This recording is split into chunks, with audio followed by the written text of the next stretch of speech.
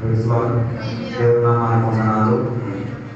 దేవుడు మనల్ని ఈ పగటి వేళ దేవుడి సన్నిధిలో ఆరాధన చేసి తీరడానికి దేవుడు మనకి తీసుకొచ్చిన స్వభావాన్ని బట్టి దేవుడు తీసుకోవడం.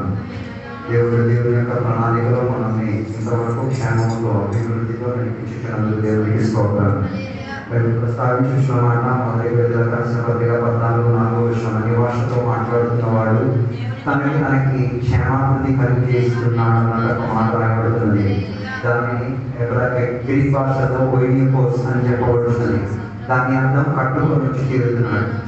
అన్ని భాషతో మాట్లాడుతున్నప్పుడు నువ్వు ఆత్మీయ స్థితిగతిలో కాడుతున్నావు, మాట్లాడలేకపోతే ఇవ్వబడుతున్నావు. అర్థం కావట్లేదు. ఈ కాల తరగతిలో చాలా మందికి అన్ని భాష వరం అక్కర్లేని ఒక కాల తరగతిలో తెలుసున్నారు. దేవుని బిడ్డలైనా సంఘ బిడ్డలైనా ఆత్మీకులైనా అన్ని భాషలతో ఉన్న అనుభవం లేకపోతే పరిశుద్ధాత్మ ఉన్న అనుభవం అక్కర్లేని యొక్క ప్రయాణంలో దేవుని యొక్క బిడ్డలు బయలుదేరి చూసినారు. నీవు ఆత్మీక స్థితిగతుల్లో దేవుడితో మాట్లాడి కట్టలేకపోతే నువ్వు ఏమి కట్టించినా అని నాశనం అయిపోతుంది. అది ఆలోచించి దేవునికి దొరికిన అవకాశంలో దేవునికి ఏం చేయాలి? నా భాషలతో దేవునికి మాట్లాడి తీరాలి. భాషలతో మాట్లాడేటప్పుడు మోగోడుగా సైగ భాషలు కాదు, శబ్దం బయటికి వస్తుంది. కొందరికి మాట్లాడడం అంటే శబ్దం రాదనుకుంటున్నారు. మాట్లాడితే శబ్దం బయటికి రావాలి. మాట్లాడితే అవసరం ఉన్న వ్యక్తికి అది వినబడి తీరాలి. వినబడట్లేదంటే మాట్లాడలేదు, గొలుపుతున్నావు అర్థం. పరిశుద్ధాత్మను ఈ దేవుడు నీకు ఇచ్చిన తర్వాత కూడా నువ్వు కట్టడాలకున్న శ్రేణి గొలిపి చేసుకొని వదిలేస్తున్నావంటే నీకు తెప్పించే నాశనం ఎంత గొప్పదో నీవు విచారణ చేస్తూ తీరాలి. దొరికినది జీవితంలో భాగ్య అవసరం కొన్నిసార్లు మనకి దొరికేది, ఎప్పుడు మనకి దొరికేది కాదు. దొరికిన సందర్భంలో ఏం చేయాలి? దేవుడి దగ్గర నుంచి క్షేమాభివృద్ధి పొంది కట్టబడి తీరడానికి ప్రయత్నం చేస్తూ తీరాలి. లేదా నేను నాశనానికి వెళ్తాను, పర్వాలేదు, మీకున్న త్రోవ మీ ముందుగానే ఉన్నదో ఎవరు నాశనం పొంది తీరొచ్చు. కానీ నేను నాశనానికి కాదు, నేను దీవెనకి అనుగ్రహానికి క్షేమాభివృద్ధికి బయలుదేరి చేస్తున్నాను. దానికి నాకు పట్టింపు ఉంది, అది నా జీవిత లక్ష్యము, అది నేను చేసుకు తీరాల్సిన బాధ్యత నెరవేరుతున్నాను. కారణం మంచి ఒక పునరుద్ధానం కొరకు మంచి రీతిగా కట్టబడినదే ఎత్తబడి తీరుతుంది.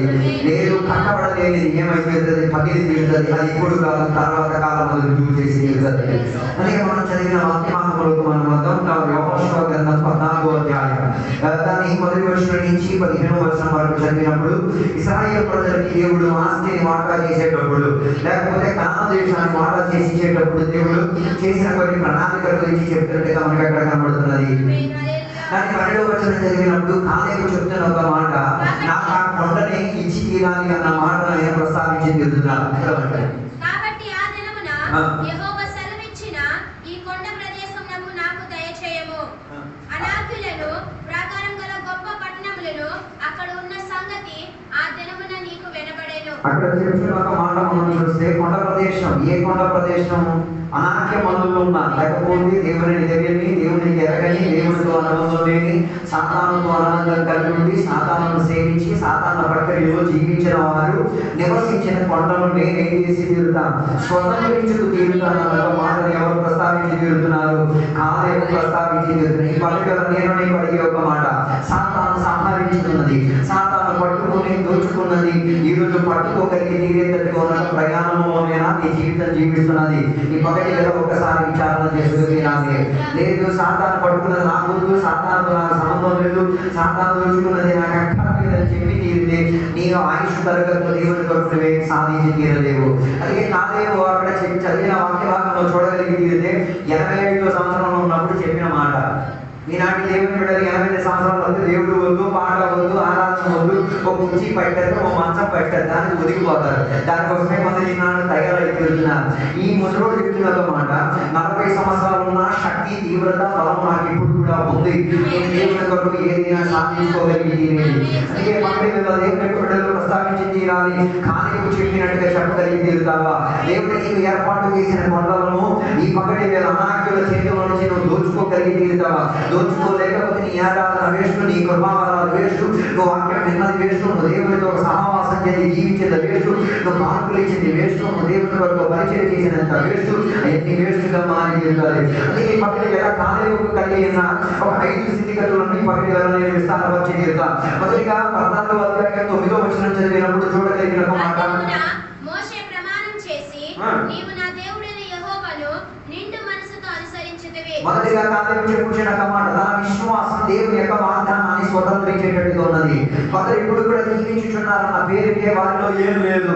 విశ్వాసం లేని ఒక ప్రక్రియలో వారి జీవితం గడిచేది. కాలేబుకు విశ్వాసం ఉంది అని చెప్పి దేవుడు అనగా 9వ వచనం చెప్తున్న మాట మోషేతో దేవుడు చెప్పిన వాగ్దానం నేనే చేసి తీరుతా, తిరిగి సంపాదించు తీరుతా అన్న రీతిగా ఎవరు పలికి తీరుతున్నాడు. 85 సంవత్సరాలలో ముసలోడు పలికి తీరుతున్నాడు. 85వ సంవత్సరంలో కూడా తన విశ్వాసాన్ని కాచుకున్నాడు. ఎప్పుడు ఆయన రక్షణ పొంది తీరాడు.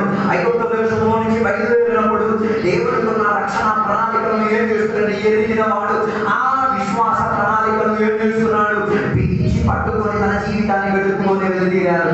అదే చాలా మంది అనుకున్నారు విశ్వాసం పోతే పర్వాలేదు, విశ్వాసం పోతే నీకన్నా దౌర్భాగ్యుడు ఇంకొకడు ఉంటాడు, నీకన్నా నాశనం చెందిన ఒక ప్రక్రియ చెందినవాడు ఒకడు ఉంటాడు. నీలో విశ్వాసం ఉందో లేదా? అదే కదా మనిషి కుమారుడు వచ్చిన సందర్భంగా నీలో విశ్వాసం ఉన్నదా లేదా అని ఏం చేస్తుంది కనబడిపోయింది. విశ్వాసం లేనివాడు ఎలా కనిపించదు? ఆరాధనకు రాడు, ఆత్మిక కూటాలకు రాడు, సంఘంతో సంబంధం ఉండదు, కాపులకు అనుబంధం ఉండదు, కాపులకి సలహాలు అడగడు, ఆత్మిక స్థితిలో కాపాలికి తెలియకుండా రహస్యం మెయింటైన్ చేస్తే అర్థం చేసుకుని తీరాలి. నువ్వేం చేస్తున్నావు? నీ విశ్వాసాన్ని నీవు కూలబెట్టి తీరుతున్నావు. అందుకే కాలేబు ఎవరి గురించి? మోషే దగ్గర నుంచి విన్న విశ్వాస ప్రణాళికలను ఏం చేస్తున్నాడు? మోషే చనిపోయిన తర్వాత ప్రస్తావించి తీరుతున్నాడు.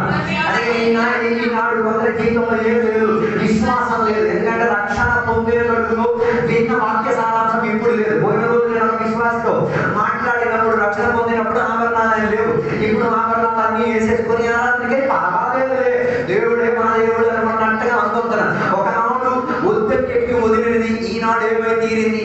స్వీకరించింది. దాని అర్థం విశ్వాసంలో కాంప్రమైజ్ అయ్యి తీరుతున్నారు. ఉన్నారా మీరందరూ? ఎక్కడ కేరళలో ఉన్నారా? హల్లెలూయా, దేవునికి స్తోత్రం. పర్వాలేదు, మీరు నాతో రాకపోయినా నా పని బోధించుకు వెళ్తారు. మీరు ఉన్నారా లేదా నాకు సంబంధమే లేదు. నా ఉద్దేశం దేవుని యొక్క వాక్యం ఎదగల వాళ్ళు తీరాలి, అది మార్పు చెందాల్సిన మార్పు చేసి తీరాలి. స్తోత్రం చెప్పాలా, అది వాటితో మాట్లాడాలా, స్పందించాలి, నీ ఇష్టం, నీ కష్టం. నా పని పరిచయం చెప్పుకెళ్ళి తీరాలి. కాబట్టి 120 సంవత్సరాలు నోహా వాక్య పరిచయం చేసిన అప్పలు 2 వ్యక్తులు మోహట్లారా ఓడగొప్ప ఇంటిదారా వాళ్ళ జీవిత క్షేమం కలిగిద్దా లేదా ఆలోచించలేదు. తాను న్యాయం కాపాడుకు తీరాడు. అలాగే నేను కూడా అదే మాటలో నేను వెళ్ళి తీరుతున్నాను. నువ్వు ఓడగొప్పలకు వస్తావా, ఓడ నేను నడిపించి తీరుతున్నా, అది నీ ఇష్టం, నీ కష్టం.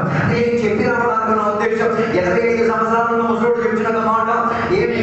మోషే మాకు చెప్పిన అదే మాట అని నేను ఇప్పుడు కూడా ఏం చేసి తీరుతున్నాను? స్వతంత్రించుకు తీరడానికి ప్రయత్నం చేసి తీరుతున్నాను. మోషే చెప్పిన వాగ్దానాన్ని విశ్వాసంతో ఏం చేస్తున్నాను? స్వతంత్రించుకు తీరడానికి ముసలోడైన ఎవరు ఆదాయం ప్రయత్నం చేసి తీరాడు. చాలా మంది అనుకున్నాను ఆలస్యమైంది, మనకి దొరకాల్సిన మేలు ఆలస్యమై తీరితే ఇక మనం జీవించాల్సిన అవసరం లేదనుకుని తీరుతారు. అదే చాలా మంది దేవుడితో అనుబంధం వేసి ఎరగొట్టి ఒక ప్రణాళికలోకి వెళ్ళి తీరుతారు. కానీ కాలేజీ చెప్పిన మాట మోషేతో దేవుడు చెప్పిన వాగ్దానం మోషే చచ్చేటేమో కానీ వాగ్దానం చాలలేదు. కానీ నేను విశ్వాసంతో ఏం చేస్తా? సంపాదించు తీరుతా. దానికి 7 సంవత్సరాలు పట్టింది, 45 years పట్టింది. అర్థం కాలేదు. 45 సంవత్సరాలు పట్టింది. ఒకరికి ప్రార్థనకి జవాబు లేకపోతే మాస్టర్ గారిని చంపడానికి వచ్చేస్తారు. విశ్వాసాన్ని విడిచిపెట్టడానికి కోరుతారు. 45 years ఒకే ఒక ప్రార్థన. ఏమిటి? దేవుడు మోషేతో ద్వారా పలికిన మాట ఏమిటి? కానాను దేశాన్ని నేను సంపాదించి తీరుతా, కానాను దేశాన్ని నేను సంపాదించి తీరుతా. 45 సంవత్సరాలు ప్రార్థన చేస్తాడు. 10 సంవత్సరాలు ప్రార్థన చేసే విషయం ఏమైనా ఉందా? ఇది 45 సంవత్సరాల నుంచి ప్రార్థన చేసే విషయం ఉంది. ఈ కాలంలో చాలా మంది ప్రార్థన చేసే దేనికంటే అవసరం తీర్చుకోవడానికి, ఈ అవసరం తీర్చుకోవడానికి కాదు, వాగ్దానం నెరవేరు కొరకు. దాని కొరకు ఆయన విశ్వాసాన్ని బిగించి పట్టు తీరాడు. దీని గురించి బాగా మనం చూడగలిగితే విశ్వాసానికి ప్రారంభకర్తగా, విశ్వాసానికి తండ్రిగా ఉన్న అబ్రహాము జీవితాన్ని మనం చూడగలిగితే ఆదికాండ 12వ అధ్యాయం 2వ వచనం చెప్తున్నది. అబ్రహామును దేవుడు ప్రసాదించిన మాట నేను బహుజనముగా విస్తారంగా చెందిన ప్రజాపంగా నేనేం చేస్తా? మార్చి తీరుగా. అది చెప్పేటప్పుడు అబ్రహాముకి సంతానం లేదు. అది చెప్పేటప్పుడు అబ్రహాం ఇంట్లో తన శరీరంలో నుంచి పుట్టినది ఏది లేదు. కేవలం ఒక నమ్మకస్తుడిగా దేవుని యొక్క మాటలు ఏం చేస్తున్నాడు? ఆలోచించుకు తీరాడు. బహుజనుల సంపాదన కొరకు ఆయన ఒక మార్గం ఎంచుకున్నాడు. దేవుడు చెప్పిన వాగ్దానం కొరకు దేవుని బిడ్డలు కూడా అందరి మార్గాలు ఉపయోగించుకుంటారు. కానుకలు చెప్తే బాగైపోతారు కొందరు. నువ్వు కానుకలు కాదు కానీ నీ ప్రారంభంలో ఇచ్చేసిన పని అవుతుంది. నీ మనసు శరీరం ఆత్మ విశ్వాసానికి తగ్గట్టు తీరాలి. విశ్వాసానికి తగ్గట్టుగా నీ మనసు శరీరం ఆత్మ లేకపోతే నువ్వు చేసిన అంతా వేస్ట్ అయింది. వలన ఎంచుకు తీరి అబ్రహాము విశ్వాసాన్ని ఏం చేస్తున్నాడు? అపనమ్మకంతో ప్రారంభించుకు తీరాడు. దాని వలన ఏమైంది? నేటికి కూడా ఒక గోత్రము ఏమైంది? ప్రబలించి విస్తరించి ఇప్పుడు కూడా దేవుని యొక్క బిడ్డలను సతాయించే ప్రణాళికలో బయలుదేరుతున్నది. ఒక్క రాంగ్ స్టెప్, ఒక్క నాలుగు, ఒక అవిశ్వాసం చెందిన నిర్ణయం ఏం చేసింది? నేటికి దాని చేదు పోలేదు. ఇది విన్నప్పుడు నీకు ఎంత మాత్రం దేవుడికి వస్తుందో నాకు తెలియట్లేదు. నాకు మాత్రం విషయం దేవుడికి వస్తుంది. నేను ఒక అపనమ్మకం చెందే నిర్ణయం తీసుకుంటే అది అనుభవించేది పితరులు కాదు, నా తర్వాత వచ్చిన వంశావళి అనుభవించేది. అదే కాలేదు. దాని అర్థం నీ విశ్వాస పంక్తిలో, నీ విశ్వాస ప్రయాణంలో ఒక్క అపనమ్మకం చెంది ఒక్క నిర్ణయం తీస్తే శాపాల పిల్లల మీద దాడి చేసి తీరుతుంది. అందుకే ఆలోచించుకొని పిల్లలు శాప బతుకులో బతకాలా, క్షేమాభివృద్ధి చెందిన బతుకులో బతకాలా, దాని కొరకు విశ్వాస పంక్తిని ఏం చేయాలి? బిగించి పట్టుకు తీరాలి. అదే బైబిల్ చెప్పే ఒక మాట, మన జీవితం ఆ ఒక నిర్ణయం ఏది? ఆగాలను పెళ్లి చేసుకోవడం, ఆగాలతో జీవితం నడిపించుకు తీరడం. ఆగాల మూలంగా విశ్వాసం అని ఆయన అనుకున్నాడు, అది అపనమ్మకం అని తర్వాత సృష్టి తీరింది. దాని వలన ఏమైంది? దేవుడు చెప్పిన వాగ్దానం నెరవేరింది. అర్థం కాలేదు. దేవుడు చెప్పాడు, నేను నిన్ను బహుజనంగా వేసి తీరుతాను. వాగ్దానం నెరవేరింది. అది విశ్వాస పంక్తిలో ఉన్న గొప్పం కాదు, విశ్వాసంలో ఎదిగిన వారు కాదు, దేవునికి ఎదిగిన వారు కాదు, ధర్మశాస్త్రం ఎదిగిన వారు కాదు, విపరీత దిశలో ఎదిగారు. అందుకే ఎదిగి ఉన్న ఆ సైన్యాన్ని కూడా ఎవరు స్వతంత్రించుకోవాల్సిన పరిస్థితి వచ్చింది? అబ్రహాము ఎదిరించుకొని స్వతంత్రించుకోవాల్సిన పరిస్థితి వచ్చింది. అందుకే ఆలోచించి విశ్వాస పంక్తిలో నిర్ణయాలు తీసుకు తీరాలి. లేదు నేను ఎలాగో ఒకలాగా సంపాదించి తీరితే అబ్రహాంకు కలిగిన పరివేశంలో నీ జీవితం కొనసాగేటటువంటి తీరాల్సి వస్తుంది. ఏమైతే వాగ్దాన సంతానం పుట్టాల్సిన ఇంట్లో అడిగిగాడి కూడా పుట్టుకొచ్చింది. అందుకే కొందరికి ఇప్పుడు కూడా పన్ను లాగట్లేదు, ఇప్పుడు కూడా వేటల్లో తీరట్లేదు. కారణం ఏంటి? అడిగిగాడిద నీ ఇంటికాడ ఉంది, అడిగిగాడిదని నీవే పోషిస్తున్నావు. అడిగిగాడిదతో ఏమిచ్చావు? విశ్వాస పంక్తిలో అవిశ్వాసం చెందే విత్తనం వేసేసి ఎదగడానికి అవకాశం ఇచ్చి తీరావు. దానిని నీవు ఏం చేయాలి? నువ్వు కాదు, పిల్లల వరం అనుభవించి తీరాలి. అందుకే దేవుని బిడ్డలు ఆలోచించి కొన్ని నిర్ణయాలు తీసుకోగలిగితే పిల్లల జీవితం బాగుపడి తీరుతుంది. దేవుని సన్నిధిలో నేను చాలా ఆనందించున్నాను. కారణం ఆత్మీయ స్థితిగతుల్లో నేను 3వ తరగతి కాబట్టి 3వ తరగతిలో కూడా విశ్వాసాన్ని ఏం చేస్తున్నాను? బిగించి పట్టుకు తీరుతున్నాను. మా తాతయ్యలు కూడా దేవుని కొరకు ప్రయాసపడినది నేను నేటికి కూడా నేను నమ్మి తీరుతున్నాను. మా తాతయ్యలు దేవుని కొరకు నమ్మి తీరినందుకు మంగళకత్రి వాడడానికి ఒప్పలేదు. కారణం ఏంటో తెలుసా? వీరు అన్యులని తెలిసి, వేరే వాళ్ళని తెలిసి నా పిల్లలు ఏం చేశారు? నా భరణం విడిచిపెట్టి దేవుని దగ్గరికి వచ్చారు. నా భరణం విడిచిపెట్టి వారికి నివసించిన వారి పొలాల్లో పనిచేయడానికి ఎవరు రాలే, వారితో మాట్లాడడానికి ఎవరు రాలే, వారి సమాధి కార్యక్రమానికి ఎవరు రాలే. అలా ప్రయాసపడి పంక్తిలో వచ్చిన పూర్వీకులు నాకు ఉన్నారు కాబట్టి వారి మానవుడుగా నేను క్షణమామృతి పొందే స్థాయిలో ఉన్నాను. అందుకే నేను డిగ్రీకి వచ్చినప్పుడే మందు అంటే ఏంటో నేను విన్నాను. నేను డిగ్రీకి వచ్చేటప్పుడు సిగరెట్ అంటే విన్నాను. నా పిల్లలు నాతో కలిసిన స్నేహితులు అందరూ ఏంటి సార్ మీకు తెలియదా? మాకందరికి ఎప్పుడో 7వ 8వ వయసులో తెలుసు, ఖైదీ గురించి తెలుసు. నాకు అలాంటి పరివేశం లేదు కాబట్టి నేను సంరక్షణ పొందే ప్రక్రియలో ఉండేది. నేను దానికి ఎదుగుదలతో రుణపడి ఉన్నాను తెలుసా? నా పూర్వీకులు నా విశ్వాసం వరకు ప్రాణత్యాగం చేశారు కాబట్టి ఆయనలో పుట్టాయి. తమ్ముడు నువ్వు అనుభవించుకోవాలి. అది నా సంబంధంగా నీకు పగలి వెళ్తా. నీ తరం నుంచి నీ పిల్లల తరం వచ్చేసరికి, నీ మనవడు తరం వచ్చేసరికి వారిలో కనబడకూడదు, వారిలో తన్నే భావన కనబడకూడదు, వారిని దూషించే బూతులు మాట్లాడే అన్యాయం చేసే ప్రక్రియలో నిన్ను కనపరిచే వేదిక రాకూడదు. దాని కొరకు అబ్రహాము రోమపత్రిక 4వ అధ్యాయం 20వ వచనం చెప్తున్న మాట, వాగ్దాన సంతానమైన ఇస్సాకును పొందుకు తీరడానికి ఏం చేస్తున్నాడో తెలుసా? అపనమ్మకాన్ని పక్కకు పెట్టేసి దేవుని యొక్క సమయం వచ్చేంత వరకు ఏం చేస్తున్నాడు? ఆగాడు. దేవుని యొక్క వాగ్దానం నెరవేర్చబడి తీరింది. తన జీవిత స్థితిగతుల్లో వాగ్దాన సంతానమైన ఇస్సాకు దక్కకుండా అనేక అభ్యంతరాలు ఉండేది, అనేక రీతి కలిగిన ఇబ్బందులు కలిగే చదివాడు. కానీ ఏం చేయలేదు? అపనమ్మకానికి చోటించి తీరలేదు. ఈ పక్కటి గల నీటి కడిగే మాట, నీ వాగ్దానానికి అపనమ్మకం చెందే పరివేశం ఇచ్చి తీరితే నీ విశ్వాస ఎదుగుదలలోకి ఏమైతే భంగం కలిగే స్థాయి రావచ్చు తీరుస్తూ. అందుకే అబ్రీ పత్రిక 10వ అధ్యాయం 23వ వచనం చదవగలిగి తీరినప్పుడు నీ విశ్వాసాన్ని ఏం చేయాలి? విధించి పట్టుకు తీరాలి.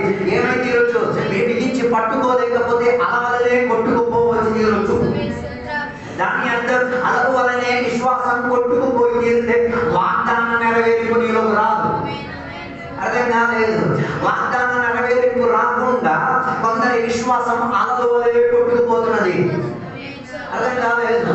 కొందరి విశ్వాసం ఏమైతే అలలో కొట్టి తీరడానుకున్నా కుటుంబ సభ్యులు ఇంటికాడ ఉంటారు దురాత్మలాగా. అర్థం కాలేదు. అదే చెప్తారు, అమ్మ ఒక దీపం పెట్టేస్తే ప్రాబ్లం పెట్టలేదు కదా, అందరికైతే చెప్పేది ఫేక్ మీద ఎక్కేస్తే ఈ విశ్వాసం దీపం పెట్టేసి వచ్చారు. అర్థం కాదు. ఎదిరించలేకపోతే ఎందుకు నీ బంధత్వం? అర్థం కావట్లేదు. నీ బంధువులే నీకు మేత ఎత్తే మరి ఆలుగాడి లేదు ఇక్కడ రాదు. ఉన్నాయి కాబట్టి నీ బంధువులు నీకు నీ పిల్లల పెళ్లి గురించి నీ బంధువులు ఆలోచిస్తే నువ్వు ఆలోచించాలా? అర్థం కాదు. నీ పిల్లలకు ఉన్న పెళ్లి సంబంధం నీ బంధువులు ఎవరు నువ్వు తెచ్చుకోవాలా? వాళ్ళు తెచ్చుకున్నది నువ్వు తొలుగులు కాదు. There is something which is against the promise. వాగ్దానానికి విపరీత చేస్తున్నాను. అందుకే దేవుని బిడ్డలు తెలుసుకుని తీరాలి. ఆత్మీక నిర్ణయంలో బయటకి కాదు, దేవునికి, దేవుని యొక్క వాక్యానికి, దేవుని సేవకులకి, సంఘానికి స్థానం నుండి తీరాలి. ఇందాకే నేను చెప్పాను, విశ్వాసం లేని వారిని కనుక తెలుసుకోవాలంటే ఆడు చేసే ప్రణాళిక తెలుసునండి. సంఘానికి సేవలు టపక్క ఎలా పిలిపిస్తారు, అన్ని అయిపోయినట్టు ఏదో బాబు చేశారు. అది నువ్వు సంఘానికి తెలియవచ్చలేదు. మరి బాబు మీకు నేను చెప్పకుండా చేయని నువ్వే ఏం చేస్తున్నావు, ప్రకటన చేసి తీరుతున్నావు. అలాగే విశ్వాసంలో లేకపోతే, విశ్వాసంలో నుంచి తొలగిపోతే ఏం చేయడు. సంఘంతో అనుబంధం ఉండదు, సేవకులతో అనుబంధం ఉండదు, వాక్యంతో అనుబంధం ఉండదు. వాక్య విపరీత దిశలో ఏం చేస్తారు, వారి జీవిత ప్రయాణం మారి తీరుతుంది. వారి విశ్వాసము నిరీక్షణ ఇట్టంటే ఉండి తీరదు. అదే నేను చెప్పొచ్చే మాట, విశ్వాసాన్ని బిగించి పట్టుకు తీరాలి. కొట్టుకుపోయి తీరేంతటి ఉన్న భూమిలోనే నువ్వు జీవించి తీరేది. అందుకే నేను ఎప్పుడు చెప్పే ఒక మాట, 3 శత్రువులు. ఒకటి మన సొంత శరీరం, రెండోది సాతాను, మూడోది లోకం. ఈ 3 శత్రువులను విశ్వాసం కొరకు నువ్వు ఎదిరించి తీరాలి. లోకం చెప్పి పర్వాలేదు, శరీరం చెప్పి పర్వాలేదు ఈరోజు ఆరాధన కలిపిన పెద్ద ప్రార్థన ఏంటి, ఈరోజు అన్ని భాషతో మాట్లాడలేకపోయినా పెద్ద నీ శరీరమే చెప్పింది. ఆ మాటకి విని నువ్వు అన్ని భాషలు చెప్పలేదు అనుకో, ఆ మాటకి విని నువ్వు దేవునికి ఆరాధన చేయలేదు అనుకో, ఆ మాట విని దేవునికి పరిచయం చేయలేదు అనుకో, ఆ మాట నీ శరీరం చెప్పిన దాని వింటే దాని యొక్క నీ శరీరానికి నువ్వు దాసుడు తీరావు. దాని యొక్క నువ్వు ఏడు స్వతంత్రించి తీరలేవు, వాగ్దానం స్వతంత్రించి తీరలేవు. దాని యొక్క మనలో ఏది లేదు, విశ్వాసం పునాదిగా లేదు. అర్థం కాలేదు. ఫౌండేషన్ విశ్వాసంతో అయితే ఎదుగుదల కూడా విశ్వాసంతో లేదు. అందుకే చాలా మంది విశ్వాసం ఫౌండేషన్ ఏం లేదు, క్లారిటీ చెందే విధానంలో లేదు. కానీ చెప్పగలిగేమాట, నా ఫౌండేషన్, నా పునాది ఏమై ఉంది, విశ్వాసం మీద కట్టబడి ఉన్నది. విశ్వాసం అంటే ఏం కాదు, సాక్షాత్ యేసుక్రీస్తు వారి మీద నాపై. అర్థం కాలేదు. సాక్షాత్ యేసుక్రీస్తు చెప్పిన మాట, క్రీస్తు పైన రాయి పైన కట్టబడినది, మూల రాయి అయిన యేసుక్రీస్తు వారి పైన కట్టబడి ఉన్నది. ఏది ఏమైతే ఎరగదు, నిలకడత్వం కలిగేటటువంటి ఉంటుంది. అలాగైతే విశ్వాసంలో కొట్టుకుంటున్నావా, కొట్టుకోవట్లేదా, బేస్మెంట్ చూసే తెలిసిపోవాలి. పునాది చూస్తే తెలుసుకోగలిగేది. అదే పునాది ఉంది, అబ్రహాముకి పునాది ఉంది. ఆ పునాదిలో ఆయన ఏమైతే నిలకడత్వం కలిగిన వాడిగా వాగ్దాన సంతానాన్ని పొందుకు తీరేటట్టుగా విశ్వాసం బిగించి పట్టుకు తీరాడు. సందేహం వచ్చింది, ఆకారం పెళ్లి చేస్తున్నాడు, సంతానం దొరికింది, అయినా కూడా దానిని ఏం చేస్తున్నాడు, పక్కన పెట్టేశాడు. అదో అవిశ్వాసం చెందిన దానిని పక్కకి నెట్టగలిగి తీరితే విశ్వాసంతో ఏదైనా కట్టుకోగలిగి తీరేది. అందుకే ఆ ఇస్సాకు ఏమై తీరడో తెలుసా, యేసుక్రీస్తు వారిని సాక్ష్యపరిచి తీరేందుకు Teja క్రమావళిలోకి రాగలిగి తీరాడు. If your faith is built on a good foundation, ఈ విశ్వాసం మంచి కట్టుదలలో ఉండగలిగి తీరితే భవిష్యత్తులో క్రీస్తు యేసు ఏమై తీరచ్చు, వాగ్దాన సంతానముగా లోకానికి కాబడి తీరదు. ఒకవేళ క్రీస్తు విశ్వాసం కాదైతే క్రీస్తు కాపాడు. అదే కాదు అనుకుంటా. అందుకే చాలా మంది విశ్వాసం ఏమై తీరుతున్నది, కొట్టుకోబడి తీరుతున్నది. కొట్టుకోబడి తీరండి, ఇటు వెళ్తారు, అటు వెళ్తారు, ఇటు దేవుని కాశీ ఉంటారు, అనే ప్రక్రియలో కూడా ఉంటారు. ఇటు దేవుడికి సేవ ఇస్తారు, అటు లోకానికి మేము ఇస్తారు. 2 పక్కల ఉండి తీరితే మునిగేది నువ్వే, వేరే ఎవరు మునగడు. నువ్వు మునిగుతారు, ఎవరు నవ్వుతారు, సాతాను నవ్వుతాడు, దేవుని బిడ్డలు నవ్వుతారు. కారణం ఏంటి, దేవుడి కోసం బయటకు వచ్చి చివరికి గతంలో జీవితం తిరిగి చెప్పి రావడంలో మాట కాలేదు. మోషేతో దేవుడికి చెప్పిన వాగ్దానం సంపాదించి తీరడానికి 85 సంవత్సరాలు చెప్తున్న మాట, నేను అనాథ్యులు సంపాదించిన దేశాన్ని నేనేం చేసి తీరుతా, విశ్వాసంతో పోరాడి యుద్ధం చేసి తీరుతా. రెండోదిగా కాలేదు చెప్తున్న మాట, నేను దేవుని పూర్ణ హృదయంతో దేవుని ఏం చేసి తీరుతా, సేవించి తీరుతా. Whole heartedly I will follow the lord. దేవుని నేనేం చేసి తీరుతా, పూర్ణత చెందే హృదయంతో దేవుని వెంబడించుకు తీరుతా. ఇది చాలా కష్టం. విశ్వాసం చేయడం గొప్ప విషయమే, కానీ పూర్ణ హృదయంతో ఏం చేయరు, దేవుని వెంబడించేవారు అన్నాడు. అందుకే ఇక్కడ వచ్చి యేసయ్యతో చెప్పిన మాట, మంచి గురువా, మంచి బాధకుడా, నేను నిన్ను వెంబడించుకు తీరాలని ఆతృత చెంది నేను వచ్చాను. యేసయ్య ఆయనకి చెప్పారు, చాలా మంచిదిరా నాయన, ధర్మశాస్త్రం పాటించు అన్నారు. వెంటనే చెప్పిన మాట ఏంటో తెలుసా, ఎవరా మన దాంట్లో కూడా కొన్ని డేలో చెప్పేవాళ్ళు నేను మౌనులన్నీ ఇచ్చేస్తున్నాను.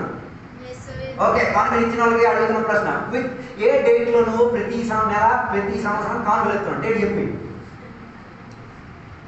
బొంబుస్తా. If you are not perfect on time, సమయానికి ఇచ్చుకునే క్రమాలు వెళ్ళాలని నీ సమయం బాగు చేసుకో. అభిమానం చేస్తున్నాను నేను ఎప్పుడైనా, మరి ఎప్పుడైనా అయితే పెనాల్టీ కొట్టుకోవాలి. బ్యాంక్ సిస్టమ్ అలాగే కదా. వడ్డీ వ్యాపారం ఆటన్నిటికీ తెలుసు, ఇది తెలియట్లేదంటే దాని అర్థం ఇచ్చేది కూడా దేవుడు దోచుకోవడానికి.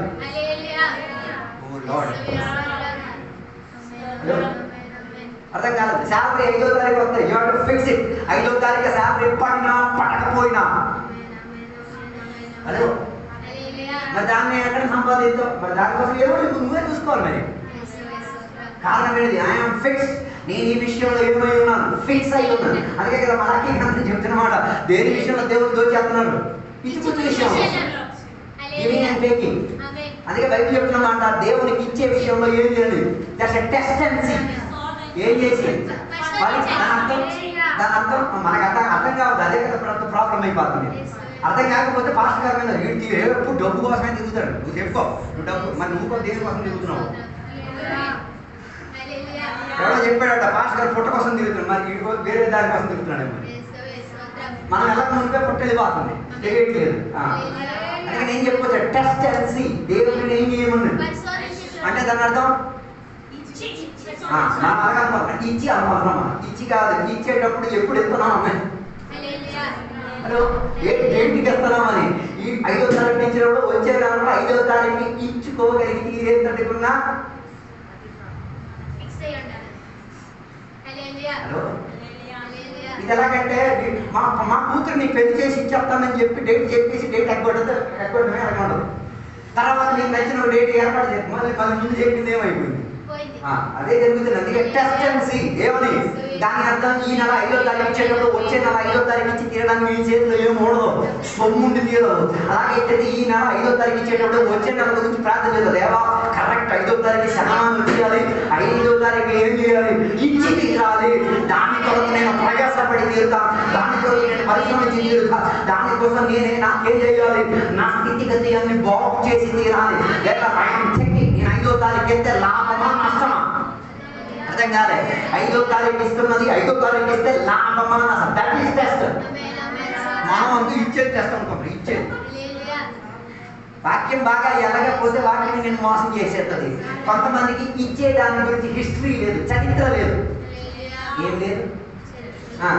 ఇప్పుడు ఇప్పుడు 6వ నెల వరకు, ఈ 6వ నెల వరకు ఎంత దేవుడికి ఇచ్చావు? That's the problem. You are not testing, you are crucifying god. దేవుడు నీవు సిలువెక్కెత్తను, ఇచ్చి సిలువెక్కెత్తను. అదో పరీక్షించిన వాడు ఏం చేస్తాడు, హీ హ్యాస్ అన్ ఆర్డర్, దానికి ఒక క్రమావళి ఉంది. ఎందుకు పరీక్షలు పెట్టేది?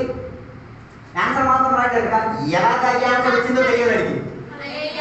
హలో, ఎందుకు అది వచ్చిందో తెలియదు. ఇది చెప్పాల్సిన సందర్భం వచ్చింది కదా. నువ్వు కానుక ఇచ్చినప్పుడు నేను ఇచ్చాను పెరుగు, దేవుడు అంటే ఎలా ఇచ్చావు, ఏ చూపించు, మీ 2వ నెల ఎంత ఇచ్చావు, ఎన్నో గంటలకు ఇచ్చావు, ఏ టైంకి ఇచ్చావు. అదే తింటాడు. నేను ఇప్పుడు మృతుల గౌరవంలోకి వచ్చినట్టు అనిపిస్తున్నాను. అక్కడ పరిశోధించి ఇక్కడ దేవుడు ఏం చేయొచ్చు, సలహాలు 5వ తారీఖు నేను ఇచ్చాగా, ఈ 6 నెలల్లో నేను ఎంత ఇచ్చాను, 7,499 రూపాయలు ఇచ్చాను, రూపాయి తక్కువ లేకుండా ఇచ్చాను. నేను దేవ ఎందుకు నా జీవితంలో ఏం రాలేదు, దేవుడు పరీక్షించమని చెప్పావుగా, మాట్లాడచ్చు. హలో, అర్థం కాలేదు. బైబిల్ చెప్తున్నట్టు మాట, అబ్రహాము మల్కీసెదెకుని కలిసే సందర్భంలో ఏం చేస్తున్నాడు, 10వ వంతు ఇచ్చాడు. అప్పుడు యుద్ధానికి ఎందుకు 10వ వంతు తీసుకెళ్ళాడు?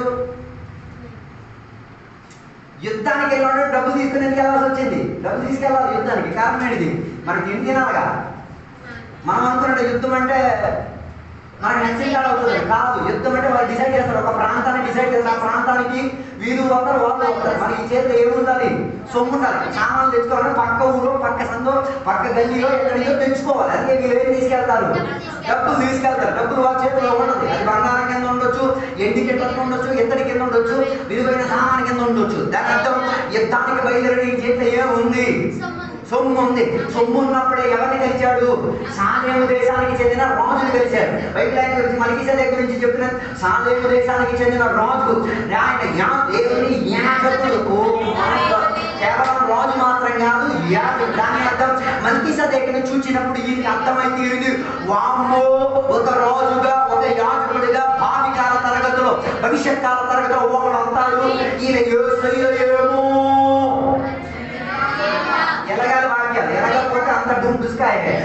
మల్కీసెదెకుని చూసినప్పుడు ఈయనకి అర్థమైంది, he is the one who is going to be coming. ఈయనే రావాల్సి ఉన్నవాడేమో. అందుకే మల్కీసెదెకు గురించి చెప్పిన మాట, మల్కీసెదెకు ఏమి ఇచ్చాడు? రొట్టి ద్రాక్షారసం ఇచ్చాడు. రొట్టి ద్రాక్షారసం ఇచ్చి తీరడానికి అర్హత యేసయ్యకి మాత్రమే. ఓ లార్డ్, యేసయ్యే కొత్త నిబంధనలో ఏం చేశాడు? రొట్టి ద్రాక్షారసం సాదృశ్యతను సంఘానికి, లోకానికి ప్రస్తావించింది. ఆయన కాకపోతే ఇంకెవరో చెప్తే అది యేసయ్య అర్థం. దాని అర్థం మల్కీసెదెకు ఒక రీతిగా టిపికల్ యేసుక్రీస్తు వారికి ఏమిచ్చినట్టు ఘనతనిచ్చింది. పరిచర్య అయింది. వెంటనే ఆయన చేతిలో ఏం పుచ్చుకున్నాడు? రొట్టియు ద్రాక్షారసం పుచ్చుకున్న వెంటనే కళ్ళు మూసుకొని వెళ్ళలే. ఏం చేశాడు? ఏం ఇచ్చుకోలేదు. ఇప్పుడు చెప్పండి, యుద్ధానికి వెళ్ళేటప్పుడు ఉన్న డబ్బు మొత్తం అయ్యగారికి ఇచ్చేస్తే ఈ యుద్ధంకి వెళ్ళడం ఏమైపోద్ది? బాబ్బా వీళ్ళు ఏమైపోద్ది? సప్లై తగ్గిపోద్ది కదా. ఈ టెస్టెడ్ గాడ్, ఆయన దేవుని పరీక్షించాడు. నేను యుద్ధానికే వచ్చాను కదా, ఇస్తాను. నేను అప్పులు పోలేకపోయినా పర్వాలేదు, తిండి లేకపోయినా పర్వాలేదు, రేపటి జీవితం గడవకపోయినా పర్వాలేదు, నువ్వు చూసుకో, నేను పరీక్ష ఇచ్చి నా వరకు ఇచ్చి పరీక్షించే కాదు, లెక్క రాసుకొని పరీక్షించుకో, సమయం చూసుకొని పరీక్షించుకో. అలాగైతే దేవుడు చెప్పిన మాట, దేవుడు నీకేం చేసి తీరుతాడు? పరలోకానికి తెచ్చి నీ ఇంటిలో నిండి తీరేటట్టుగా పట్టదాలగా దేవుడు నీ అవసరములను ఏం చేసి తీరుతాడు? తీర్చగలిగే డిక్లరేషన్ ఆఫ్ ఫెయిత్, విశ్వాసములో ఉన్న ప్రణాళిక. నేను ఇది చెప్పినాను, when you are wholehearted, your giving will be wholehearted. నీవు హృదయపూర్వకంగా దేవుని వెంబడిస్తే నీకు ఇచ్చేది ఇచ్చేది దోచేది కాదు, దేవునికి ఇచ్చేది. అందుకే కదా కోనికలు ఇచ్చినప్పుడు నేను ఈసారి నేను చదువుకోతున్నాను, అందరికీ మనం ఏం చేసేద్దాం, ఈ పోస్ట్ కార్డు అంటున్న కార్డు ఇచ్చేద్దాం. అదైతే కనీసం నోటు శుభ్రంగా ఉండదు. ముడి చెట్టేసి కన్నం పెట్టేసి ఇక్కడి నుంచి అంటే ఇడ్లీ వెళ్ళిపోయి అంత కన్నాలు పడిపోతున్నాయి. హలో, నువ్వు రెడీగా తాకి వెళ్తున్నావా? ఎంత చూడకుండా ఉన్నారండి, చూసి చెప్పండి. ఇది కుటుంబం, ఇది. హలో, దేవునికి ఇచ్చేటప్పుడు ఎక్కడ వస్తున్నావు? కుటుంబంలో. You are living in family. నేను ఆయనకి తెలుసు నువ్వు ఎంత సంపాదిస్తున్నావు, నీ దగ్గర ఎంత ఉంది, నువ్వు ఎంత తెస్తున్నావు. నేను మా సంగతి అనట్లేదు. ఒక పర్వతంలో ఉన్న తండ్రి ఒకడు, నాయనకి తెలుసు. అర్థం కాదు, పర్వతం నాయనకి తెలియదు. ముడి చెప్పేసి పాస్టర్కి పనికి రాకూడదు, సంఘానికి పనికి రాకూడదు, ఇంకా మన అకౌంట్కి పనికి రాకూడదు. That is your intention, right? అదే కదా నీ ఉద్దేశం. లేకపోతే వేసి వచ్చి కదా చూసారు ఏమైంది? లాగా చూశాడు, చంటి చూస్తే చూస్తారు, ఎవరితో ఏమైంది? హలో, చెప్పలేదు.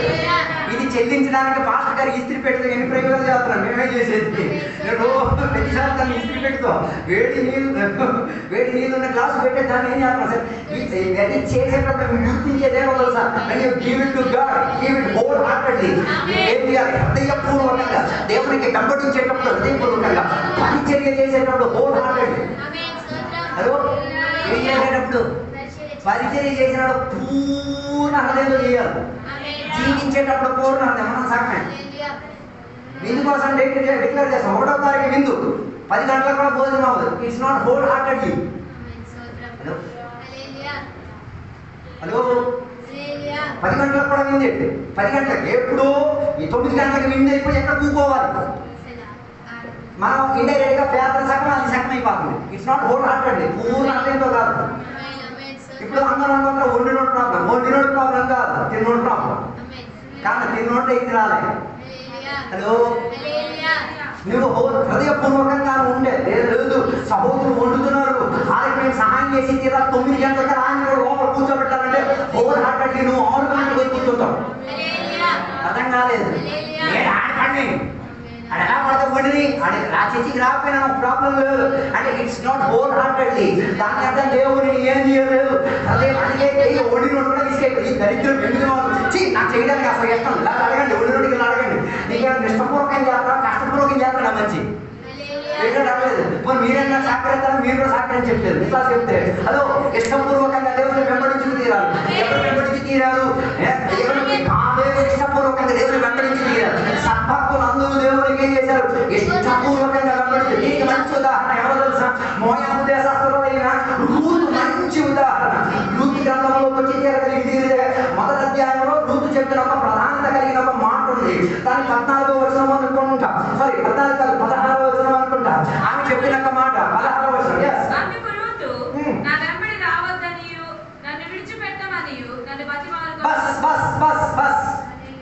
ఏం చెప్పింది నయమని? బతిమాలింది ఏమని? నా వెంట రావద్దని. నయోమి చెప్పింది ఏమి? నా వెంట రావద్దు, మీ ఇష్ట దేవతల దగ్గరికి నువ్వేం చేసుకో. ఎందుకు? అప్పుడు రూతు చెప్పిన మాట నన్ను ఎదుర్కోమని ఏం చేయొద్దు. ఉండానికి దమ్ము చెప్పడానికి అదే కాదు చెప్పమని చెప్పింది. భాస్కర్ ఎక్కడ ఎలా పాయించినప్పుడు ఉండానికి దమ్ము లేకపోతే పూర్ణ హృదయంతో కాదు దేవుని సేవించేది. Hello hello hello hello hello hello నన్ను నన్ను ఏమని రాసింది? నన్ను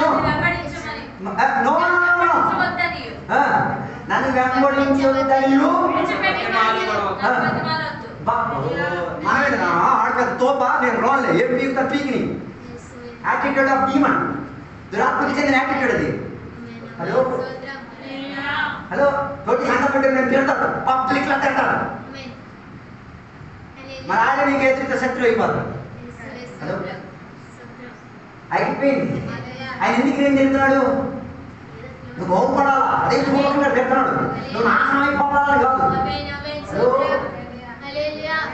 హలో నువ్వు నాశనం అయిపోవాలని కాదు. అదే పూర్వకం నువ్వు బాగుపడి తీరాలి. నువ్వు మనలో గమ్యం చేసుకుని తీరాలి. నీ కుటుంబం క్షేమాభివృద్ధిలో ఉండి తీరాలి. నీ ఆత్మీక స్థితిలో ఏమైతే కాదు అది కాదు. అది ఆయన ఏమైనా అంతే నేను ఆయన మీద రివర్స్ అయిపోయి ఆయన హోల్ హార్టెడ్లీ కాదు దేవుని సేవించేది.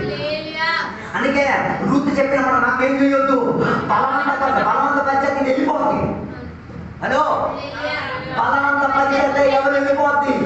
కారణం ఏంటిది? రూతు మోయాబు దేశానికి చెందినది కాబట్టి ఛాన్సెస్ అధికంగా ఏం చేసి తీరొచ్చు, వెళ్ళిపోయి తీరొచ్చు. కానీ ఒక అత్తగారికి, ఒక కుటుంబానికి, పెద్దరికం చెందిన వారికి ఒక ఆత్మీక స్థితికి వస్తుందా?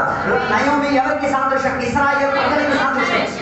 ఓ మై గాడ్! అప్పుడు ఇశ్రాయేలు ప్రజలకి సాదృశ్యంగా చెప్పేటప్పుడు ఇశ్రాయేలు ప్రజలకి యాజకుడు ఉన్నాడు, ఇశ్రాయేలు ప్రజలకి ధర్మశాస్త్రం ఉంది, ఇశ్రాయేలు ప్రజలకి ఆచారం ఉంది, ఇశ్రాయేలు ప్రజలకి ఏముంది? దేవుడు ఉన్నాడు. ఇశ్రాయేలు దాని అర్థం నయోమి నీ దేవుడి దగ్గరికి వెళ్ళిపో అని చెప్పేటప్పుడు ఆమె దేని స్టాండ్ మీద నిలబడింది? ఒక యాజకుడు స్టాండ్ మీద నిలబడింది. ఒక ధర్మశాస్త్రం ఎదిగిన పురోహితుడి స్టాండ్ మీద నిలబడి చెప్తుంది గో వెళ్ళిపో. అప్పుడు రూతు ఏం చెప్తున్నా తెలుసా? నేను అన్ని దేశస్తురాలని నన్ను ఏం చెయ్యొద్దు. నువ్వు చెప్పేస్తా నేను వెళ్ళిపోవాల్సి వస్తుంది. ఓ మై గాడ్! హల్లెలూయా! రూతుకు నా హృదయపూర్ణత మీరు చూడండి. దాని తర్వాత హృదయపూర్ణత ఉన్నదా లేదా మీకు వినబడి చెప్తుంది. మొదటి చెప్తున్నమాట నువ్వు ఎక్కడికి వెళ్తావు? నయోమికి కాదు రూతు చెప్పేది. నయోమిని రూతు ఇశ్రాయేలుగా భావించి, యాజకుడిగా భావించి, దేవుని యొక్క ధర్మశాస్త్రం చెందిన వారిగా యాచించి, యెహోవా వారికి దేవుడు అన్న విచారణ చెందే ఈ మాట చెప్తున్నది. ఏమి? నువ్వెక్కడికి వెళ్తావు? నువ్వెక్కడికి వెళ్ళి ఆరాధన చేస్తావు? నేను ఎక్కడికి ఆరాధన చేస్తా. నువ్వెక్కడ చస్తావు? అక్కడ నేను వచ్చి చస్తా. నువ్వే ధర్మశాస్త్రం చదువుతావు, అదే ధర్మశాస్త్రం మానవుడు. ఇది అత్త కోడల మధ్య రుద్దుడింగ్ అనుకుంటున్నాం. రుద్దుడింగ్ గిద్దుడింగ్ కాదు, బైబిల్ బాగా చదువుకోవాలా. ఆమె ఇష్టపూర్వకంగా చెప్తున్నది. ఒక పక్క కష్టపూర్వకమే, ఏం లేదు, మగదిక్కు లేదు. రెండోది ఎక్కడుంది? అన్య దేశంలో ఉంది. బానిసత బతుకు, పాపపు జీవితానికి ఉన్న స్వాతంత్రాలు ఉన్నాయి. దీన్ని జీవించిన దూరం దేవుని ఇంటి నుంచి దూరం చెందేది. అన్ని ఎదురు దిశలో ఉన్న రూతు హృదయపూర్వకంగా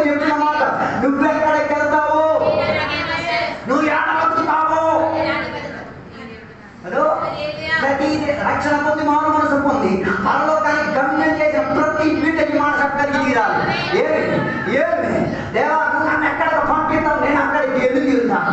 నీవు నన్ను ఎక్కడికి వెళ్ళమని చెప్పావు, అక్కడ నేను నా స్థానాన్ని అప్పగించి తీరుతాను. మూడోదిగా చెప్పిన మాట, నీ ప్రజలు నా ప్రజలు, నీ దేవుడు. రూతు దేవుడు దేవుడా, ఆమె దేవుడా, నిజమైన దేవుడా? రూతు దేవుడు అసలు నిజమైన దేవుడే కాదు, అన్య దేవతలకు అన్య అర్పణలకు అంగీకరించి సమర్పించి జీవించినాను. కానీ స్విచ్ మార్చేసింది.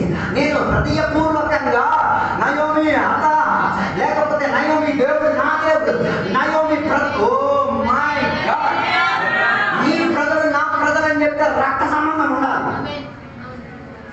తెలంగాణ నయోమికి రూత్కి ఏమైనా రక్త సంబంధం ఉందా?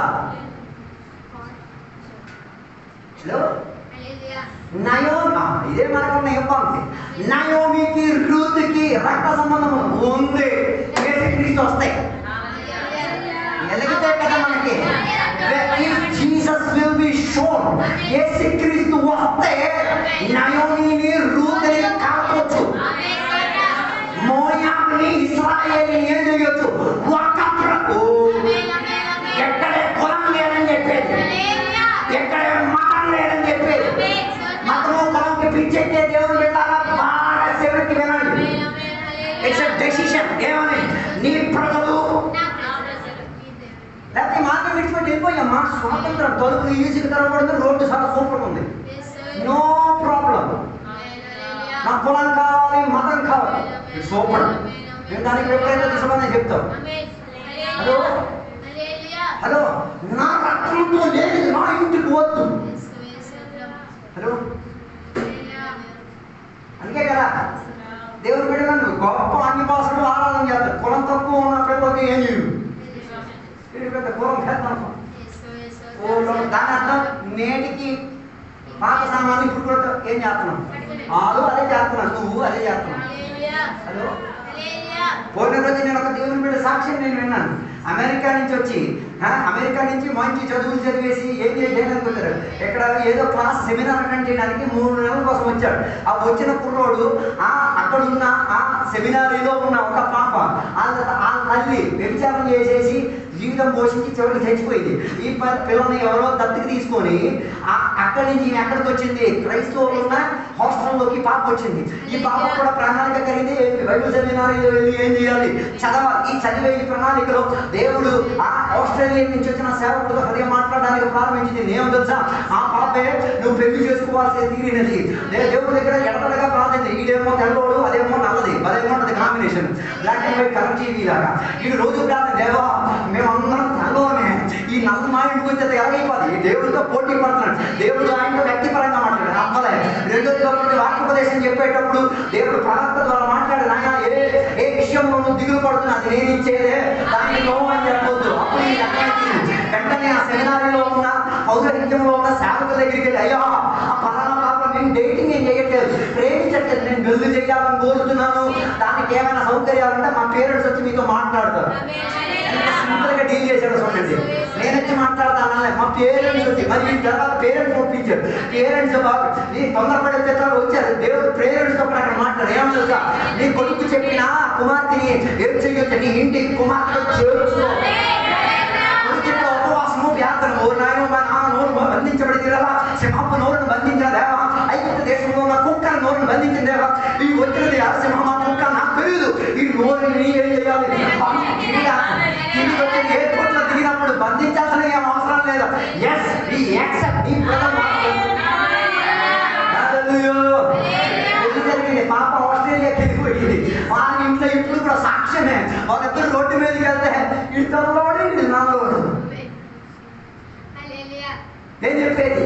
ఒరే నాయన పొలం మందలో లేదా నాయన. ఆ పాప ఇప్పుడు కూడా సాక్ష్యం చెప్పాడు కదా, మా అమ్మ వేశ్యావృత్తిలో జన్మించిన నేను. She never hides her identity. ఆమె జీవిత స్థితిగతిని ఆమె ఏం చేయలేదు. ఆయన తొందర ఉన్నారు, మంచి ఇంటికి వెళ్ళిపోతే పాస్ట్ మరి లేదు, పాస్ట్ ఇష్టం మరి లేదు. హలో, ఆమె ఏం చేస్తుంది? డైరెక్ట్ గా 100 సంవత్సరాలు చెప్తున్నది, వేశ్యావృత్తిలో జన్మించిన నేను ఈ ఆస్ట్రేలియా దేశంలో ఈ తెల్లవాడిని పెళ్లి చేయాలంటే ఆయన నన్ను చేర్చుకున్నాడు, ఆయన నన్ను అంగీకరించి తీరాడు. నా తీరాను, ఈ అంటే ఆస్ట్రేలియన్ దేశస్థుడు నేను ఒకే ప్రజలని, ఒకే దేవుడని, ఒకే కాడ బతుకుతున్నామని, ఒకే రీతిగా గమ్యం. Whole heartedly following God. దేవుని హృదయపూర్వకంగా ఏం చేయడం? వెంబడించుటే. దానికి నువ్వు త్యాగం చెయ్యాలి. ఏం త్యాగం చెయ్యాలి? అందుకే కదా యేసయ్య చెప్పిన మాట, ఎవడైనా నా శిష్యుడు అవ్వాలంటే ఏం చెయ్యాలి? నాన్నకి అమ్మకి బాగా చెప్పాలి. చెప్పలేకపోతే హోల్ హార్టెడ్లీ ఎవరిని వెంబడించలేవు. దాని అర్థం యేసయ్య నమ్మితే మన అమ్మ నాన్న మాట వినక్కర్లేదన్న. కొందరు మన అమ్మ లేదు, ఏకనిరంజన ఏకనిరంజన్ వర్కౌట్ అవుతుంది. అమ్మ నాన్న బతుకుంటారు, కానీ నీ ఆత్మీక విషయాలకు నీకు దేవునితో ఉన్న కోయినోనియా ఫెలోషిప్ లో వానికి ఏం లేదు, అధికారం లేదు. అమ్మ చెప్తే బాబు ఈ నొప్పులు నొప్పులు వెళ్ళొద్దు అతనికి, అప్పుడు తల మీద చెయ్యి ఏసే నామంలో ఈ సలహా చెప్పే దురత నీ నొప్పి నువ్వు వరుచుకో, నాది కాదు. ఏంటి రాజు నన్ను చంపేసేంత కోపం నాకు ఉన్నావేమో, కాస్త నవ్వు పర్వాలేదు. హలో చెప్పగా కిందికి రాదు. అది చెప్పితే సాయంత్రం వచ్చిన అమ్మ భోజనం పెట్టకపోవచ్చేమో. హలో అది చెప్పితే సాయంత్రం వస్తే అమ్మ ఆస్తి కూతురు మీద రాసి వచ్చేమో అని వర్షాన్ని అయ్యింది చూడండి. అది చెప్పితే మరి నీకుతో ఉన్న రక్త సంబంధం అమ్మ వెలుగుతూ. హలో అది ఎవరికి నాతో కలిసి దాని అర్థం నువ్వు ప్రార్థనకి వెళ్ళేటప్పుడు చాలా ఉత్సాహంతో వెళ్ళదు. తిరిగి వచ్చేటప్పుడు లిస్ట్ వస్తుంది. అప్పుడు చెప్పకూడదు ఇందుకోసమేనా యేసయ్య నిన్ను రక్షకుడిగా అంగీకరించింది, ఇందుకోసమేనా. అప్పుడే చెప్పాలి, అమ్మ నువ్వు నన్ను ఇంట్లో రానియకపోయినా, నువ్వు నాకు అన్నం పెట్టకపోయినా, నువ్వు నాకు ఆస్తి ఇవ్వకపోయినా, అది నా హక్కు అయితే, అది నా ఊహలైతే దేవుడే నీ చేత రాయించి తీరు నేను హోల్ హార్టెడ్లీ దేవుని వెంబడి వెళ్తాను. అందుకే యేసయ్య చెప్పిన ఎప్పుడైనా నా శిష్యుడై తీరాలంటే అమ్మని, నాన్నని, భార్యని, పిల్లలని, ఓ లార్డ్ చివరికి చాలా బాగా నచ్చింది నాకు, నిన్ను నీవే, ఈవెన్ నీ వ్యక్తిత్వం కూడా నీతో మాట్లాడి నేను అభ్యంతరపరచకూడదు, పడుతుంది. హలో నీ వ్యక్తిత్వం ఈరోజు వద్దురా, ఈరోజు కింద కూర్చోడు, పైన కూర్చోడు, వ్యక్తిత్వం చెప్పింది నేను కిందే కూర్చుంటా. పాలు ఇరిగిపోతే పర్వాలేదు, నడు ఇరిగిపోతే పర్వాలేదు, గ్రో అయిపోయినా పర్వాలేదు. ఎవరి మాట మనం వెళ్తున్నాం. కొందరు ఉన్నారు చెప్తే ఆకలి ఎత్తే నేను తింటా. హలో ఆకలి ఎత్తే నువ్వు తినడం కాదు, ఆకలి ఎత్తే నువ్వు తింటే దాని అర్థం ఎవరికి నువ్వు సౌకర్యం ఎత్తున్నావు. Tummy is your god. నీ పుట్ట నీ దేవుడు. బైబిల్లో ఉంది, ఇంటికి చదవండి. క్రీతలో ఉన్నది వారి వారి వారి ఆకలి వేసినప్పుడు తినడం కాదు, టైం మీద తినాలి. హలో నాతో కలిసి ఒకరితోనే తినాలి. అబ్బాయి దేనికి ఎక్సైట్మెంట్ ఇచ్చి తీరుతున్నాడు. నీ వ్యక్తిత్వానికి లేకపోతే నీలో ఉన్న శరీరానికి ఘనత. ఈరోజు నాకు బాగోలేదు, పేపర్కి నేను అను. మరి బాగున్నప్పుడు వెళ్ళేది నువ్వు, బాగోలేనప్పుడు వెళ్ళకపోతే దాని అర్థం ఏంటి? You are securing, you are dying for your comfort zone. నీ సౌకర్యం చెందిన వేదికకి నువ్వే వచ్చి తీరుతున్నావు. పోయిన రోజు మేము ఒక ప్రతిష్టకు మేము వెళ్ళాం, ఒక చర్చి ప్రతిష్ట. ఏం చేయాలో తెలుసా? 2 కిలోమీటర్లు నడవాలి. 45 కిలోమీటర్ల కవర్కి వెళ్ళి 2 కిలోమీటర్లు నడిచేటప్పుడే చోట కారిపోయింది. ఇటు నుంచి కొండ ఎక్కేసాం, అది ఒక పెద్ద ఇది ఎక్కి కిందకి దిగాలి. ఇటు నుంచి ఎక్కినప్పుడు మేము 2 కిలోమీటర్లు నడవాలా అవసరం అనుకున్నాం. దేవుడు చేసిన మేలు తెలుసా? మాస్టర్ అబ్బాయి పెరిగిచ్చాడు, సైకిల్ బైక్ వేసుకొని హాయిగా వెళ్ళిపోయాడు. మాతో వచ్చిన వాళ్ళు నడిచి వచ్చారు. అప్పుడు నా మనసాక్షిపతికి వేదన కలిగించి కలిసి మేము వచ్చాం. ఆయన వదిలేసి సౌకర్యం ఏది దొరికేసరికి శరీరానికి సుఖం దొరికేసరి ఆనందం అయితే నేను వెళ్ళిపోయాను. ఆ రోజు అంతా ప్రార్థన కూర్చున్నాడు. మనసు ఒప్పట్లే, మనసాక్షి ఉంది కాబట్టి మనసు ఒప్పలేదు. తిరిగి వచ్చేటప్పుడు ఆ పాస్టర్ గారు చెప్పారు, అయ్యో ఉండండి, నేనే మా నాన్నగా పల్ల నాన్న నడిచి వెళ్దాం, తిన్నాం కదా అరిగిద్దని. నాన్న కూడా నేను చెప్పలే, మా కూడా నేను వేదన పడలే. కారణం ఏంటి? నేను బండి మీద వచ్చినప్పుడు ఒక భార్య భర్త మాతో కలిసి వచ్చారు, వాళ్ళు నడిచి వచ్చారు. మా బ్యాగ్ అని గుండెలు ఏం చేసింది, ఆరాధన కూర్చున్నాడు, నా మొహం చూసినప్పుడు నేను స్తోత్రం చెప్పలేకపోయాను. దేవుడికి ఆరాధన కారణం ఇది. నీ ప్రజలు నా ప్రజలు, నీ దేవుడు నా దేవుడు, నువ్వు చేసింది నేను చేసింది కరెక్ట్ కాదేమో అన్న వాదన. మై గాడ్, హోల్ హార్టెడ్లీ చేస్తే, హోల్ హార్టెడ్లీ హృదయపూర్వకంగా దేవునికి చేస్తే ఇలాంటి కేకలు నిలబడతాయి. అందుకే ఏం చేసాం తెలుసా, తిరిగి వచ్చేటప్పుడు మేము బండికి ఏం చేయలేదు, ఎక్కలే, నడిచి వచ్చాం. మా నాన్నకి అన్నారు వచ్చా, ఆయన పిలిచి ఆయన వెళ్తారు, నేను వద్దు, మనం చెప్పలేము కదా ఈ లోపల వేదం మారుతుందని. హృదయపూర్వకంగా దేవునికి సేవిస్తే, నాతో కలిసి వేదన పడిన వాడి వేదన నేనేం చేయగలుగుతా, చూడగలిగి తీరుతా. సంఘం ఒక శరీరం, శరీరంలో ఏదో ఒక భాగం కోయబడి తీరితే నొప్పి ఎక్కడ వస్తుంది. ఉదాహరణకి మీరు మామిడికాయ కోస్తున్నారు, మామిడికాయ కోసే టెంక్ మీదకి కోసి ఏం చేసింది, రేలు కోసేసింది. వెంటనే ఏం చేస్తావు, కట్టి పడేస్తావు, వెంటనే ఎక్కడికి పరిగెడతావు, గదిలోకి పరిగెట్టేది, క్లాత్ తీసుకొచ్చి కట్టేసి వెంటనే ఆసుపత్రికి పరిగెట్టే. దేనికి? ఇది నీ శరీర అవయవం అని తెలిసి హృదయపూర్వకంగా నువ్వు దేవుని యొక్క శరీరానికి అవయవం అయి తీరితే, ఒక అవయం వేదన పడి తీరితే ఈ యువతలో ఉన్న అవయం ఏం చేస్తుంది, కట్టు కట్టాలి కదా, ధ్యానం చేయడం కాదు. మరి ఈ సంఘం ఎలాగెళ్తుందో మీరే వివేచించండి. ఒకడు రోగిగా హాస్పిటల్లో దీనావస్థలో ఉన్నాడు, కట్టు కట్టడానికి వెళ్తున్నావా, పేరు కోసుకోవడానికి వెళ్తున్నావా? Hello hello hello hello hello hello hello మసనాంగారం వచ్చి ఆ అమ్మలో ఇచ్చి సాక్ష్యం చెప్పేటప్పుడు ఆమె ఆశపడింది, అయ్యో నా తోటి బిడ్డలు అవయం నాతో కలిసి వచ్చి నన్ను కట్టుంటే బాగుండేమో, వేదంతోనే సాక్ష్యం చెప్పేది. అప్పుడు కూడా నీ మన సాక్షి జరగలేకపోతే you are not serving god whole heartedly.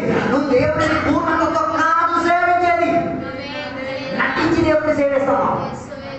Hello, అందుకే కదా ఏసై చెప్పిన మాట, నేను ఎవరికి సువార్త చెప్పడానికి వచ్చాను, పేదలకు సువార్త చెప్పడానికి వచ్చాను, నేను ఎవరిని విడిపించడానికి వచ్చాను. బందీగా ఖైదీగా ఉన్నాను. ఓ మై గాడ్, దాని అర్థం పేదల దగ్గరికి వెళ్ళి ధనవంతుడు ఏం చేయలేడు, ఒక ప్లేట్ షేర్ చేయలేడు. అర్థం కాలేదు. ధనవంతుడికి ప్రత్యేకత ఉంది, దానికైనా మంచి అన్ని సౌకర్యాలు. పేదోడికి ఒకే కంచం ఉంటుంది, ఆ కంచంలోనే తింటాడు, ఆ కంచంలోనే కడుగుతాడు, ఆ కంచమే సంసారంగా జీవితాంతం ఉపయోగించుకుంటాడు. దానికి ఏమో మోద్యం ఒక్కటైతే hello hello hello hello hello hello ఏం మారాలి? ఆయనకి స్వార్థ చెప్పాలంటే ఆయన ఇచ్చిన కంచంలో నేనేం చేయగలగాలి? Oh my god, it's very difficult. క్రైస్తవ్యం అంటే సుఖమయం కాదు, క్రైస్తవ్యం అంటే సాక్రిఫైస్, త్యాగి, త్యజించి తీరడం. హోల్ హార్టెడ్లీ కొన్ని ఏం చేయాలి? ధనవంతుడైన ఇంట్లో నీకు మంచి రేపు మంచి సీకు అన్నీ ఉన్నాయి. పోయిన రోజు మేము ఒక ఇంటికి వెళ్ళినప్పుడు ఆ ఇంట్లో 2 ప్రేమలు ఉన్నాయి. ఉన్న మనుషులు ఎంతమంది? 8-9 మంది ఉన్నారు. మనం అక్కడ దౌర్జన్యం చేసి ప్యాన్ మాకి రా అని చెప్పలేము, చెప్తే పెట్టేస్తారు. హలో,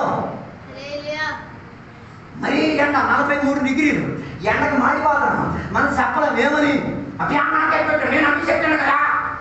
మనం చెప్పలేదు, ప్యాన్ ఇచ్చినా పర్వాలేదు, ఇవ్వకపోయినా పర్వాలేదు. మనం పడుకోవడానికి చోటు వెళ్తే ఎక్కడో అక్కడ ఏం చేస్తాం. వాళ్ళు 3 మంచాలు మాకు ఇచ్చారు, మేము మరీ తెలియదు ఉన్నాం. ఒక మంచం మేమిద్దరు జడ్డు అయిపోయి ఇంకో పాత్ర ఆయన మాత్రం రాగా ఉంటుంది, నేను రాను, మీరు ఇద్దరికి ఇంకొకరికి ఆయన వేరే వెళ్ళిపోయాడు. నేను చెప్పొచ్చే హోల్ హార్టెడ్లీ అయితే ఎక్కడైనా మనం వెళ్ళొచ్చు, ఒదిగిపోవచ్చు.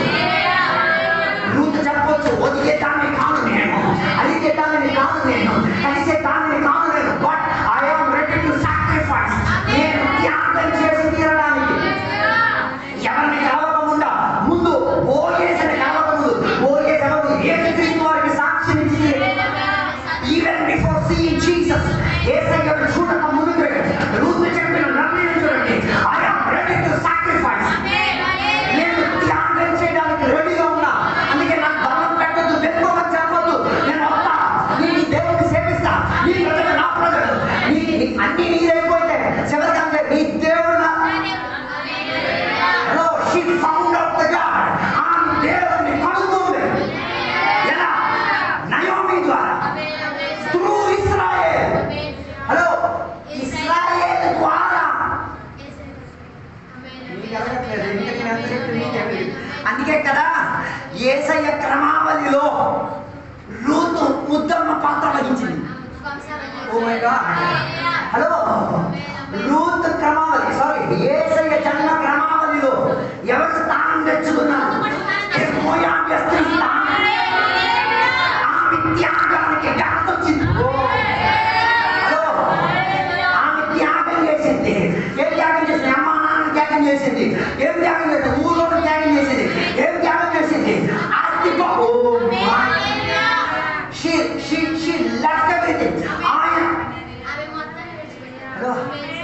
హలో, ఇప్పుడు ఆమె చేతిలో ఏం లేదు, ఎవ్వరు లేరు. నయోమి సస్తే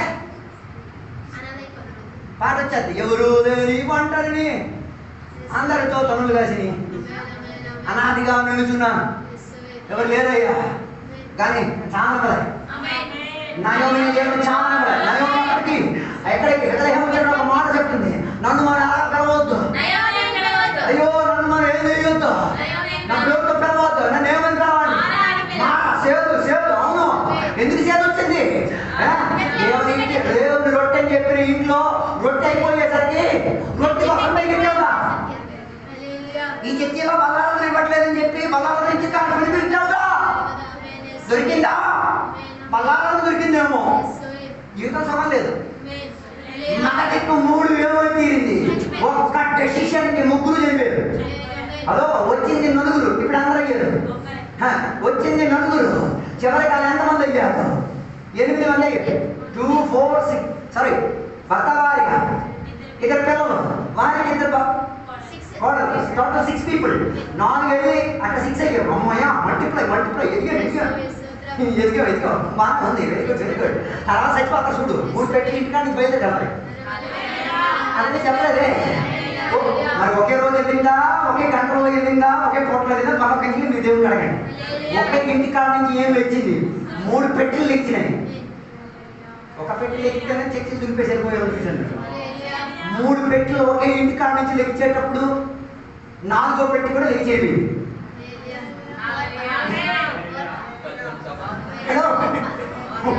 3 పెట్టెలు సచ్చిక్కి వెళ్ళిపోయి 4వ పెట్టి అతచావం సంపాదించుకుని వెళ్ళిపోయింది. ఎవరు? హలో, ఎనీ ఆర్పా హియర్ ప్లీజ్ లీవ్. ఎవరైనా ఆర్పా ఉంటే door is open, you can go. ఎక్కడికి వస్తే నీ వ్యక్తిత్వం చావాలి, నీ ఇష్టం చావాలి, నీకున్న ప్రాధాన్యత చెందిన పూర్వకంగా అందుకే ఏసై చెప్పిన మాట, నన్ను సేవించిన వారు పూర్ణ హృదయంతో పూర్ణ మనసుతో అదో ఇంగ్లీష్ అది బాగుంది, complete heart, complete mind, complete soul. Oh lord, హృదయం నిండుగా, మనసు నిండుగా, ఓ లార్డ్ ప్రాణం నిండుగా. మన ఆరాధనని అలాగేనా ఒకసారి వివేచించండి. కాలేజీ చెప్పే మాట, నా ఆరాధన అటువంటి హోల్ హార్టెడ్, నేను జీవించేది హోల్ హార్టెడ్, నేను ఆశపడేది ఏ రాజధాని నగరం అనాథను సంపాదించిన ఆ పొద్దున ఆ కొండ నాది, ఎవరికి నేను ఇచ్చేది లేదు. 85 సంవత్సరాలు అయితే ఏమేమి? Age is not a number. వయసు అన్నది ఒక సంఖ్య కాదు, ఆత్మీక స్థితిగతులు. అందుకే పక్కన నేను చెప్పొచ్చేమాట, నీ విశ్వాసం కాపాడుకో. రెండోది హోల్ హార్టెడ్, పూర్ణ హృదయంతో. కాలేదుగా ఏం చేయాలి? కామదేశం లేకపోతే చివరి మాట, చివరికి ఆ నగరాన్ని సంపాదించుకున్నాడు. ఆ నగరానికి పేరు ఏమిచ్చాడు తెలుసా? 15వ వచనం, Hebron. Oh my god, Hebron అన్న పదానికి అర్థం ఏంటో తెలుసా? ఇట్స్ ఎ ప్లేస్ ఆఫ్ సహవాసం. హలో, హెబ్రోన్ లోనే ఏం చేయగలిగి తీరేది? దేవునితో సహవాసం చేసుకోగలిగి. దాన్ని గ్రీక్ భాషలో కోయినోనియా అంటారు. కోయినోనియా అంటే దేవునితో కలిసి సమయం గడపడం, దేవునితో కలిసి అన్ని షేర్ చేసుకోవడం, దేవునితో కలిసి అన్ని చెప్పుకోవడం, అన్ని తెలుసుకోవడం. హలో, ఈ పక్కన ఎక్కడికి నువ్వు రావాలి? Come back to hello Hebron. అనాథ్యులు ఉన్న చోటు, అనాథ్యులు సంపాదించిన చోటుకి పేరు పెట్టదు. This place will be a place of fellowship. ఈ సహవాసానికి, హలో, ఈ సహవాసం భూమిలో కాదు. Your fellowship is not on the earth, your fellowship is somewhere దూరం. ఈ ఫెలోషిప్ ఎంతో దూరం చేయని ఒక ప్రాంతంలో ready to go and have fellowship there. అక్కడికి వెళ్ళి సహవాసం చేసి చేయడానికి ప్రిపేర్ అవ్వాలి, రిపేర్ అవ్వాలి, సెపరేటెడ్ అవ్వాలి. ఈ వాక్యాల ద్వారా దేవుడు మనల్ని అందరూ కూడా దీవించుగాక. ఇప్పుడు సాక్ష్యం చెప్పడానికి సమయం పిల్లలు తెలుస్తారు, మన ఇంట్లో పడతారు, ఒక మాట పడతారు, సాక్ష్యం చెప్తారు. దేవుడు దీవించుగాక.